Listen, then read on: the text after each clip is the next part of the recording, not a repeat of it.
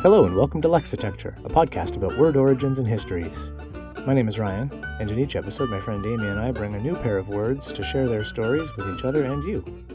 You can find our past episodes and the occasional blog post on our website at lexitecture.com.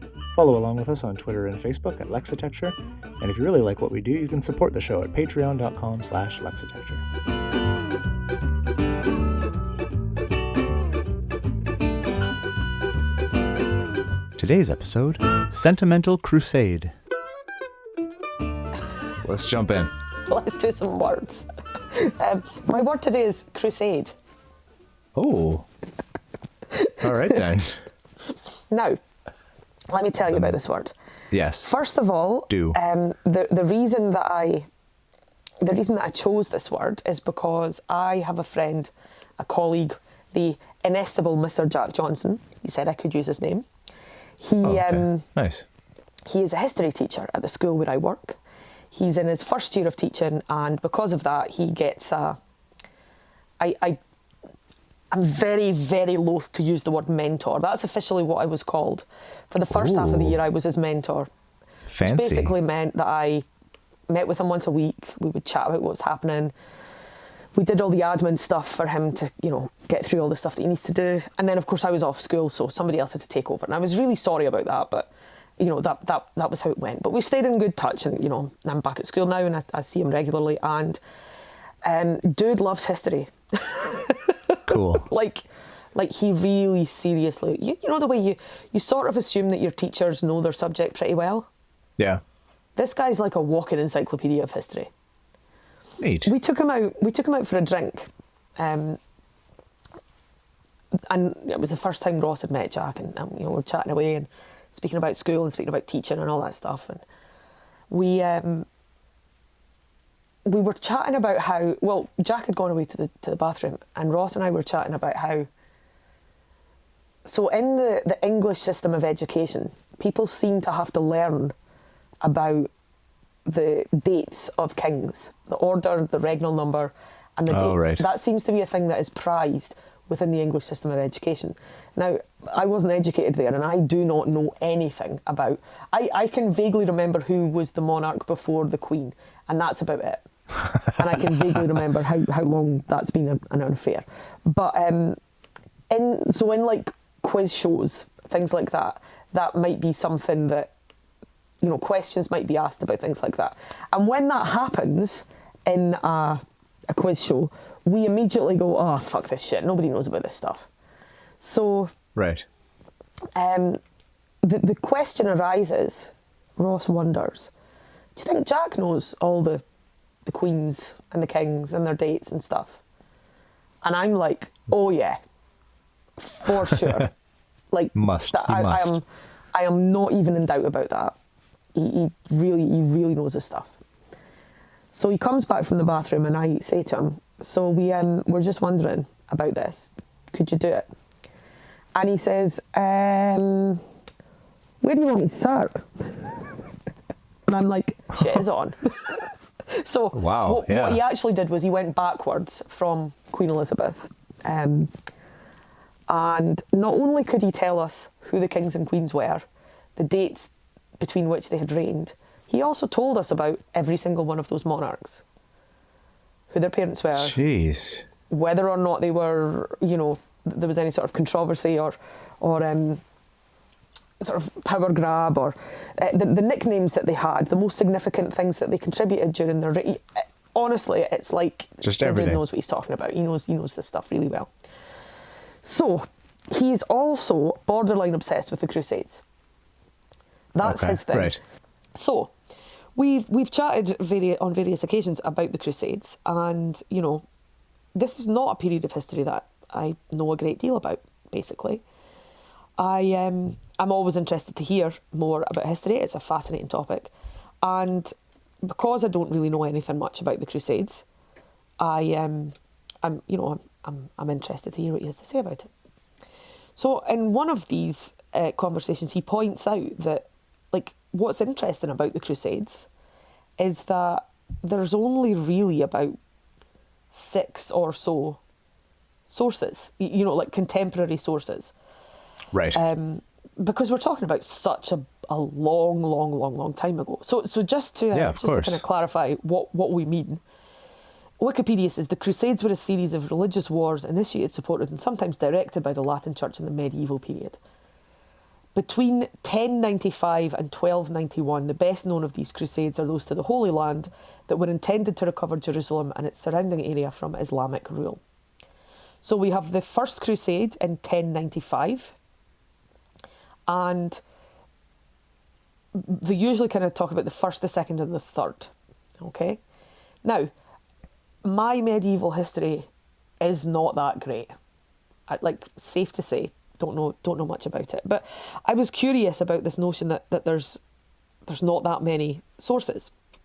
So we chatted about this, and I'd pointed out, it's the same kind of thing when you're looking at etymology. Sometimes you can say the first written citation of this word is, we talk about this over and over and over again. Just because there isn't a written citation doesn't mean people weren't using these words. So just because there's only 6 known sources from, contemporary or later contemporary accounts of the Crusades doesn't mean that there isn't more information, you know what I'm talking about. Yeah, so for sure. I sort of say to them, what are these sources? Where do they come from? And there are sort of chronicles, various chroniclers who wrote about the Crusades, either from having been there themselves or accounts from Crusaders. There's the Alexiad, which was written by a Byzantine princess, which is very interesting indeed, because she basically writes this work all about how awesome her father is. He was a Byzantine emperor, and she thought he was excellent, so she just wrote all about his rule. Cool. But here's the interesting thing about the word crusade. The OED has it, Crusade nin, and the definition given is historical, a military expedition undertaken by the Christians of Europe in the 11th, 12th and 13th century to recover the Holy Land from the Muslims. First written citation, 1577. Oh. So they weren't the Crusades until retrospectively. Well, crucially, they were not Crusaders. Because that word did not exist. Oh, I like that. So Etymonline has this to say about the word crusade. It actually dates it from later. It has it dated from 1706 as a respelling or replacement of croisade, Croisade, the French word, which is the 1570s that the OED cites. Spanish cruzada, which both come from medieval Latin cruciata, the past participle of cruciare, to mark with a cross, from Latin crux, crucis, meaning cross. The modern English form is comparatively late, and even the earlier croisade is post-Middle English. So the Crusaders were not Crusaders in the 11th, 12th and 13th centuries. They cannot have been, because the word didn't exist. Now again, you could argue, did the word exist and nobody wrote it down? It's possible, but what's really interesting about it is we have written sources from. Yeah, I was going to say it seems like if they were called that, if they were, if it was in use, and there are people writing about the thing itself and the people themselves, they would have used that word. Yeah. So Alexia, and the writer of the Alexiad, she writes about basically she calls them soldiers. And Jack pointed out that the Alexiad is, there's a certain amount of, oh, young man, aren't these soldiers handsome, kind of a vibe about it, nice. Which I said was hugely offensive and sexist. And he said that may be the case or not, but it's also true. It's like, well, that's how it was. It's well recognised that this is a very sort of romanticised account of what was going on. And so as far as I was able to, because, of course, I'm My Latin and my Greek are fairly limited. My Arabic is entirely non-existent. But the sources that I was able to check out, I found them online, and I searched in the various ways that I was able to search for the word crusade or crusader, and it simply doesn't exist within the text that I was able to access. So what did they call themselves, I think was my next question. Yeah. And there is a word that is used in these texts, and if you studied, sort of medieval history, this would come up. And the word is crucis signatus, which simply means... I'm sorry, what? Crucis signatus. That's it means awesome. Signed with the cross. Right. So there's this sort of idea that the Crusaders wore a white tunic with a red cross on the chest. Whether or not that's a literal truth, that they were signed with the cross, not all Crusaders did wear crosses. My research leads me to believe, but this was a term that was used. So another contemporary medieval term that's used to describe these people is peregrinatus, peregrines, or pilgrim. Ooh. So we have the crucis signatus, we have the peregrinus, or the pilgrims. They were not, in fact, crusaders. So the airnow.net, which is a lovely website with loads of information, but so many ads, sometimes it's kind of hard to find what you're looking for. Right. Sometimes websites go that way. It says, this practice was so common that the expression to take the cross came to be effectively synonymous with to make a crusade vow. It says, although crusaders are known to have fixed or sewn crosses to their clothing as early as the Council of Clermont in 1095, evidently with the encouragement of Pope Urban II, the use of the term crucis signatus doesn't seem to have become widespread until the time of the Third Crusade, which was from 1189 to 1192. So the chronology suggests the widespread use of the term was connected with the development of a formal ritual for bestowing and receiving the cross, for which there is evidence from the late 12th century. But the Crusaders did not call themselves Crusaders. They did not go on crusades. Nobody used that word in any measure until at least, you're talking like 300 years after the end of what we tend to call the Third Crusade. And it's an interesting state of affairs that this should be the case. That is you interesting. assume that a term that refers to historical people belongs to the same history as those people and those events, but here that's not actually the case. Does not. I do feel compelled to tell you a little story that Jack told me about one of the many excellent tales from the Crusades. Okay. Yes, please. So in the Third Crusade, so Constantinople, not Istanbul. Nobody's business but the Turks.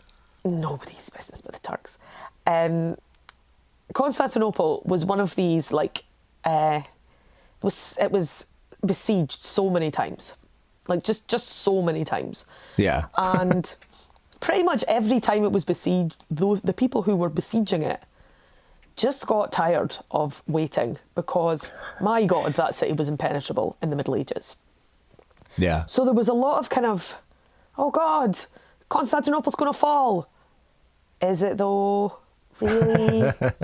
Because it didn't fall the last time, or the time before that. Actually, the last time you told us that you needed lots of military help, by the time we all got there, this siege had finished. It's all over. But Constantinople did fall in 1453. So, do you know what? This is not a Crusade story at all. This is a Constantinople story. I must correct that, because, as you probably are aware, I'm no great historian. Me and the numbers don't get along well. But of course, Constantinople, a key part of the Crusades, and this is where the stories come from. So, the fall of Constantinople in 1453, the Byzantine Empire, they were the ruling empire in Constantinople at that time. So they were like, shit, Constantinople's going to fall. Help us, Europe, help us. And Europe went, nah. Yeah, really though? You've cried military destruction so many times. I don't think we're going to bother. Yeah. So what happened, as often happens in this case, is that some private, individuals decided to go and fight. And Jack describes this situation as, this was certain death. These people were literally making a vow to defend Christianity with their lives. They weren't going to come back from this situation. If Constantinople falls, they die. And the Constantinople, the word on the street there is that it's going to fall. So they see it as a holy crusade, and off they go. But there were a variety of kind of motley crew of sort of mercenaries and people who were truly committed to Christ and whatever that sort of went to Constantinople in 1453 to help defend the city. And one of them is a man who is often referred to as Grant the German.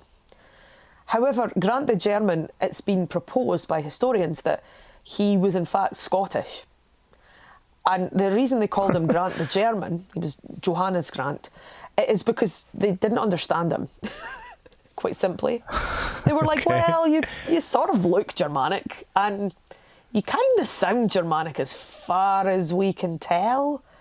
So, you're probably German. So it really tickles me. He's appeared in a variety of fictional depictions, this character of Grant the German, Scottish or not. But it really amuses me to think of a big, strapping, ginger-haired guy there at the fall of Constantinople in 1453 with all these... and what he did was he was a counter-miner. So the Turks were trying to burrow under the city, and his job was to, dig tunnels alongside and then just, break through and club everybody to death. It's quite hardcore kind of defence. It's a hell of a job. Yeah, but he was apparently very good at it. But yeah, so this, in my head, he's a bearded, ginger, kilted Scotsman of the most stereotypical type, with all these Greeks going, what a guy, what the fuck is he doing here? those Germans. Yeah, those Germans. So while not officially a crusader, I suppose you could have called him a crusader. If he was there to defend Christianity, then technically he was signed by the cross. He was crucis signatus, and that term seems to have given us eventually, through the variety of sort of etymological twists and turns, from crux, cross, to all these varieties of offshoots from that word, which eventually, way later than you would imagine it would, gives us the word crusade. Interesting. That's very cool. I also can't help but notice that the French and Spanish words, like cousin words that you mentioned, they both sound delicious. They do, and don't they? The English words sound really itchy. Like they sound like something that you'd have to get an ointment for. Whereas the French and Spanish ones are like, I would have one of those on a patio with a coffee right now. Yeah, pass me the gravy and or caramel sauce. Yeah, exactly. Yeah. That's very cool. I had no idea. Yeah, me either. It was very much a what the what now? But yeah, crusade. I do think that's one of those things. I do think that's one of those things where we can, you can draw the adverse inference from the lack of the word crusader or crusade in the original texts, because that's what they're writing about. So if it was like a common thing, but that's interesting how it was just retroactive. Yeah. We have another fortuitous title. Oh. My word this week is sentimental. Nice. Who doesn't love a sentimental crusade? Good old sentimental crusades. I'm curious about this word. In fact, I seem to think I've kind of done that. It's never come out of the category of idly wondered about, which is bizarre given that I regularly have to think up words to research. But yeah. Cool. Well, I'm sort of in the same boat as well, and I kind of my idle wondering always stopped at, I wonder what the prefix senti means. Yeah. In sentimental. And then I would just stop. Yeah. I wouldn't so much as Google it. It would just be like, hey, Because that's it's weird. so hard, so difficult to find out information about etymology, isn't it? As a So private difficult. individual with only access to the internet, it's so The hard. sum total of human knowledge in all of our pockets all the time. Yeah, so I was like, I have no idea what senti means, but that's interesting. It's sort of weird. So, as it turns out, sentimental and mental are not even related etymologically. Nice. Oh, so satisfying. I love when that happens. Although they do share a suffix. So we'll get to that. So the word sentimental shows up in the OED in the mid 1700s, almost exactly, 1749. And the way the OED describes the sense here is, quote, of persons, their dispositions and actions, characterized by sentiment, originally in favorable sense, characterized by or exhibiting refined and elevated feeling, in later use, addicted to indulgence in superficial emotion, apt to be swayed by sentiment. Cool. Okay. So they're kind of encapsulating both the original positive and later pejorative use of sentimental. The first citation from 1749 is kind of interesting because this is one of those, unlike the Crusade one where there's writing about, and we can use the fact that they didn't have this word to know that it wasn't in common use at the time. Sure. Or at least make the good assumption. In this case, the first citation is from a collection of correspondence of English writer Samuel Richardson, 1689 to 1761, for Pamela. Professor Jack. Samuel Richardson wrote Pamela. Is that right? He wrote a lot of one-word book titles, that's for sure. Okay, you keep talking, I will check. Just for my own... Yeah, my research into Mr. Sammy Dick was the fact that he lived from 1689 to 1761, and then I stopped. But yes, it's Pamela or Virtue Rewarded. Oh, interesting. I do love a title. I love a subtitle. Yeah. So in this case, it's someone writing. Sorry. This is what it's like to be in my brain all the time. I'm sorry. That dog has a puffy tail. I wonder where tail comes from. What about puffy? I can't help it. It's probably Germanic. It's who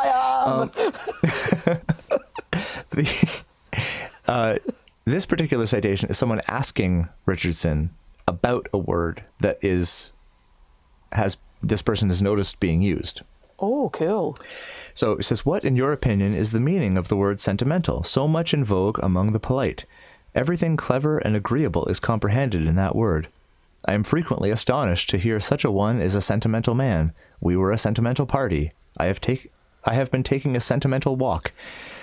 So it's very cognizant and explicit about, hey, here's a new word that everyone's using. What do you think of this? That's fancy writing cool guy who wrote Pamela?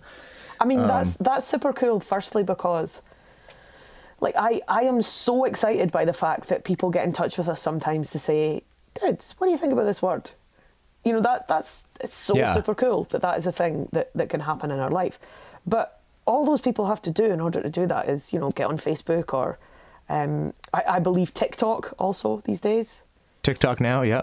As a small aside, dear listener, I hate TikTok, but Ryan he's very keen and he likes these things. So I've decided to just let him do it. Yeah, just do what you do. But yeah, you know, it's fairly simple and straightforward. In this case, someone bothered to sit down and write that letter. Yeah. And the other thing is about the thing about collected correspondence for me is that, like, the effort it takes to keep and preserve, and how cool they are, because they're these snippets that were just so easily could have been lost. Absolutely. Because you get a letter, and maybe there are people out there who still keep all their letters if they get them, but like, I don't know. I don't think I have a single letter that anyone's ever sent me. Oh, I've literally every letter that anyone's ever sent me. There we go.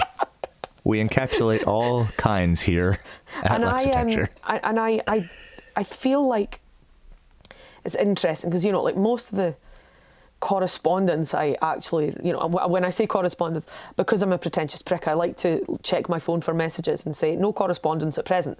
But, in terms of actual paper correspondence, most of the stuff I get is printed, impersonal, junk mail, or, like bills, that sort of thing. Right, but yeah. Anyone who's ever bothered to either type or handwrite me a personal letter, I've got that letter. I couldn't lay my hand on them right this second, but I've got them somewhere. Yeah, they're somewhere. Yeah. So anyway, I love written. I'd absolutely love to receive more handwritten letters. Oh, yeah, I like them a lot. Don't mistake my lack of ability to hold on to pieces of paper for any longer than 20 minutes after I'm done with them to be a lack of appreciation for receiving them. It's not that I'm ungrateful, just really careless. I'm just inept. There's a difference. But this is one of the things that I said to Jack when we were discussing the very small sort of number of sources available from the Crusades. I said, isn't it exciting to think that there might be somewhere out there an as yet undiscovered further source? When there are so few, the idea that someone might have in a dusty cabinet or buried under whatever it is, it's super cool to think that an absolutely priceless historical artifact like that could still exist. He pointed out that given the amount of time that has lapsed since then, it's unlikely, just purely because the chances of something like that surviving for all those centuries is pretty slim. But I'm sentimental about such things, so I prefer to think that there might be a letter out there somewhere from Oscar Wilde to whoever. That there could be these absolute pinpoint insights into the lives of famous people that someone's just got gathering dust somewhere in an auction lot and they don't know they're there. Mm-hmm. That's cool. Please continue. I'll sit on my hands and try not to interrupt. So the word sentimental is an example of a noun being adjectived to verb a noun in return. And it gets adjectived by the addition of the suffix al, which is the suffix that sentimental has in common with mental. Cool. Okay. And when added to a noun, it makes an adjective that means sort of something like related to or having the nature of or akin to or whatever the noun is. Sure. So you get global from globe, you get abysmal from abyss, you get societal from society, etc., etc. And the other use of the al is to noun verbs. So if you want to noun a verb, you can put al on it, so you get revival from revive, survival, approval, denial, etc., etc. And we generally see that in terms of, sort of citation etymology, noun then verb, sometimes noun then adjective then verb, but that's usually how it goes, isn't it? Yeah. Cool. In these cases, verb to noun, or in this case, adjective from, anyway. Sentiment is way older than sentimental is what I'm saying. And this goes back in writing to circa 1374. Oh, wow. Showing up first thanks to good old, drumroll please, Geoffrey Chaucer in Troilus and Crusade. Nice. And Chaucer is awesome, but slightly annoying and inconvenient in a case like this because... It's Chawsome. He's Chawsome, but annoying. Anyway, I'll workshop it. So the OED has 3 different senses of the word sentiment, the noun sentiment. All 3 of them are first cited in 1374 in Troilus and Crusade by Geoffrey Chaucer. Oh, that is super annoying. Right? The 3 different senses are, sentiment can mean, or Chaucer used sentiment to mean, someone's personal experience or feeling. So, in my sentiment, this is what happens, or this is what happened. Or it could mean physical sensation. So if someone was, I think the line is, he was cold and without sentiment. So he was numb, without physical sensation. Or intellectual or emotional perception would be another way he used the word sentiment. Okay. So he's playing fast and loose with all these different senses of sentiment. But eventually, of course, it settled on a general sense of sort of an emotion or a feeling. And that's, by the time it got to the AL being tacked onto the end of it, that's sort of what it meant. talking about feelings and emotions. So essentially, it means feeling-y. Yeah, if you're feeling-y, you're sentimental. I'm really glad I'm not in charge of making up words, because feeling-y is so terrible.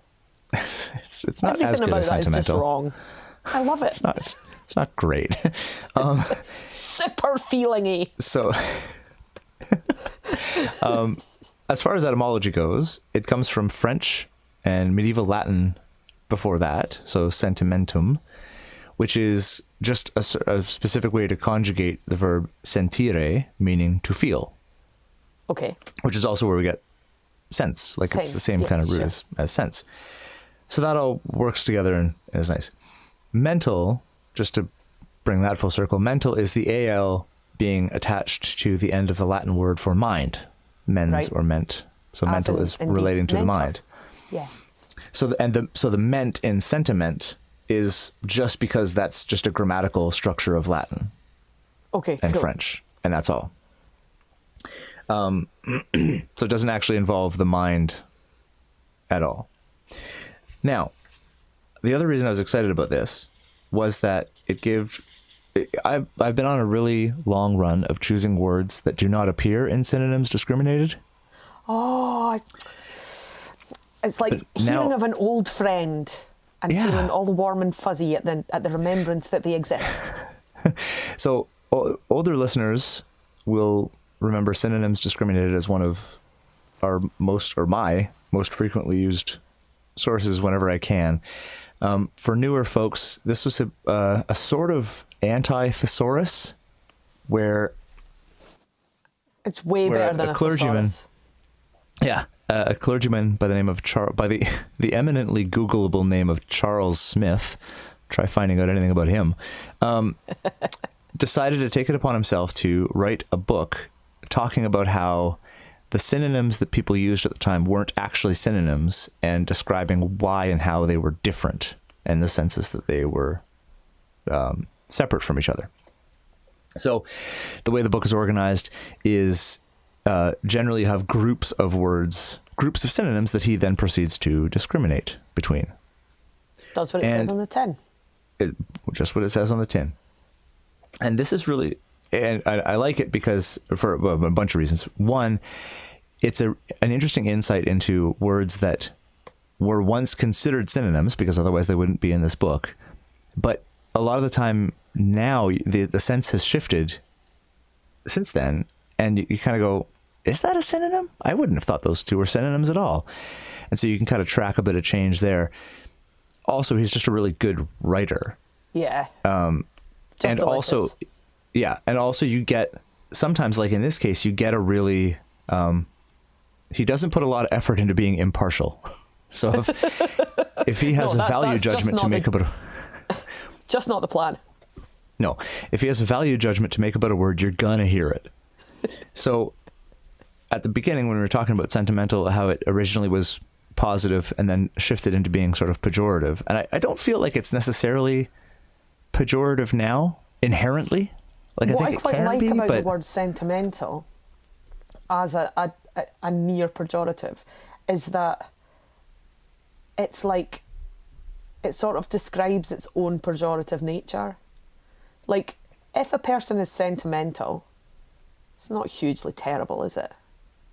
Yeah. You know, you might say, you sentimental fool, but you're not ever going to get like super duper relationship endingly angry with someone for being sentimental, because it's just too nice a quality, you know. So it's you could try hard to insult somebody with that word, but really what you're calling them is feeling-y, and everyone is pretty feeling-y.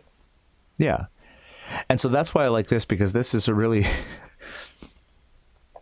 Smith doesn't pull a lot of punches here. So in he has lumped sentimental in with romantic. Oh, so those are the synonyms that he's discriminating here. And he says, the sentimental person is one of wrong or excessive sensibility, or who imports mere sentiment into matters worthy of more vigorous thought. The romantic creates ideal scenes and objects by the extravagant exercise of the imagination. The sentimental character is soft and sickly. The romantic is extravagant and wild. So, He just makes me want nice to cheer to read every time. Yeah, he's great with words. But I mean, that pretty much, this was obviously at the heyday of Sentimental being not something you wanted to be. I stands to reason. And just for fun, because it's also in there, and because I haven't got to cite Smith very much, and now I get to do it twice. He also has sentiment. Oh, nice. And sentiment is lumped in with opinion and notion. So opinion, notion, and sentiment are the three things that he's kind of digging in. In this case, he kind of, in this passage, which is a bit of a longer one, but you're here now. We're all committed. Buckle up. He's comparing sentiment to opinion specifically. So he says, the sentiments are opinions entertained in matters of feeling and taste. A sentiment may therefore be either an erroneous opinion or an unformed one, according as it is not or is verified by the pure judgment. Judgments formed of the truth or falsehood of religious doctrines are opinions. Judgments formed of the spirit of its precepts and of practices flowing out of them are sentiments. Sentiments depend upon the moral constitution and habits. Opinions are of nature of inferences and deductions, which fall short of absolute knowledge. Sentiments are things of the heart and mind, opinions of the mind alone. There is more of instinct in sentiment, more of definition in opinion. So that's the difference between opinions and sentiments, I guess, according to Smith.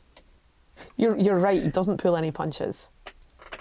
He always is saying one of these words is good and one of these words is awful.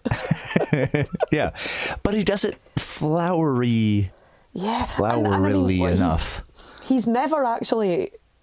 I mean, like you say, if he has a value judgment, he'll use it. But it doesn't strike me as that sort of mean-spirited, pedantic. There shouldn't be an apostrophe there kind of discrimination. It's just like a sort of a slightly curmudgeonly kind of use the words you mean, damn it. Yeah, that's pretty much it. Yeah. So anyway, there's good old Smith. A double dose of Smith there, but there's what a sentimental crusade.